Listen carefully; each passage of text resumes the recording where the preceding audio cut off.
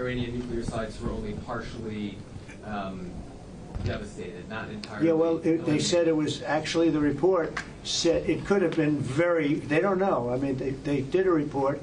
I could have Pete talk to it because his department did the report. They really don't know. I think Israel's going to be telling us very soon because Bibi is going to have people involved in that whole situation. We hear it was obliteration. It was a virtual obliteration. When you take a look at the ground above, don't forget, the flame is all underground. But everything above, if you look at the before and the after picture, everything above is burned black, the trees, everything. There's one building, but that's a building that sunk substantially into the granite, so that, you know, the fire goes right over it. It was, I believe it was total obliteration. I believe they didn't have a chance to get anything out because we acted fast. If it would have taken 2 weeks maybe, but it's very hard to remove that kind of material. Very hard and very dangerous for them to remove it. Plus, they knew we were coming, and if they know we're coming, they're not going to be down there.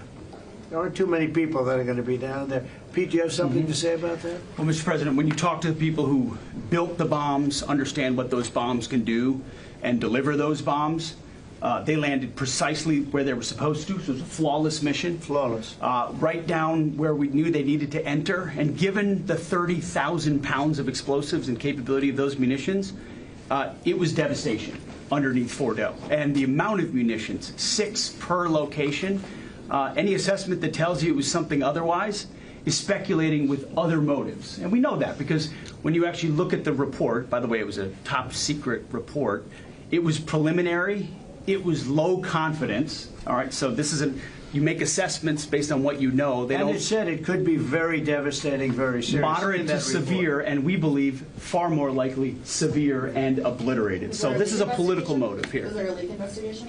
Of course. We're doing a leak investigation with the FBI right now because this information is for internal purposes, battle damage assessments, and CNN and others are trying to spin it to make the president look bad when this was an overwhelming success.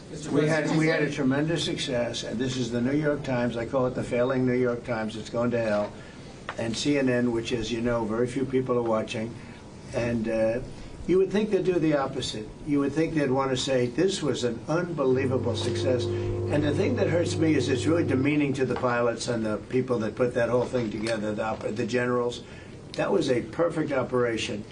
And when you look at the holes, and this was done from 52,000 feet, there was no moon, there was no light, and those 3 holes are right together. And also, and nobody talks about this, we shot 30 Tomahawks from submarines, in particular one submarine, but that was 400 miles away.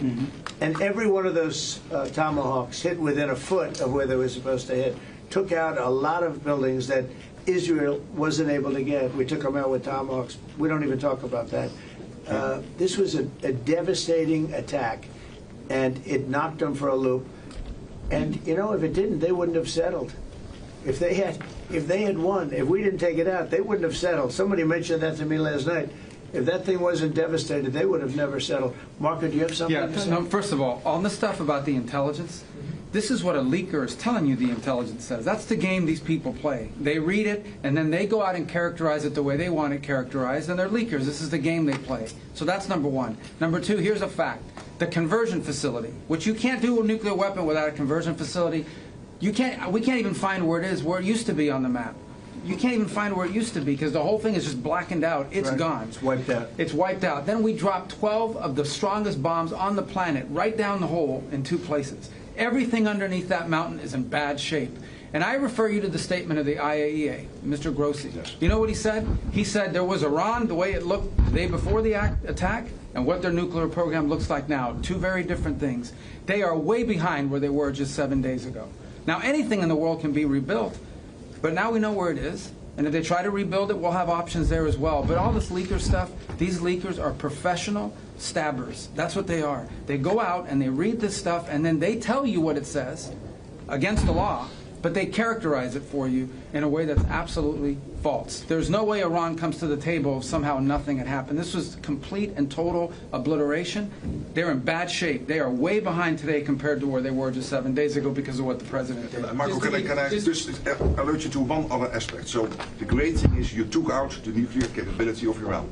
This was crucial. You did it in a way which is extremely impressive. But the signal it sends to the rest of the world that this president, when it comes to it, yes, he is a man of peace, but if necessary, he is willing to use strength, the enormous strength of the American military. So I think that signal to the rest of the world, this is far beyond Iran, is extremely important. So let me also point us to that aspect of what happens. They went down, Iran went down to the site afterwards.